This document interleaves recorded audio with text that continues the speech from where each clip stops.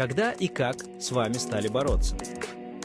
Гайки заворачивались постепенно, усиливалось давление именно на нашу организацию.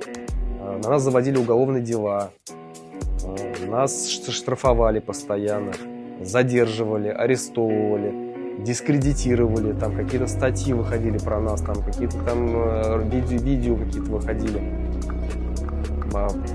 Пытались, скажем так, запугивать нас. Ну, допустим, вот возле моего подъезда мы один раз возвращались из ресторана со своей супругой где-то в 11 часов вечера.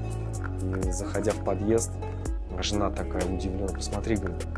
И я смотрю, там доска объявлений возле подъезда, и на ней прям листовка такая с моей фотографией, здесь написано, что здесь живет уголовник, который там экстремист, сепаратист, берегите от него детей. Вот. И такие листовки были развешаны вот во всем квартале.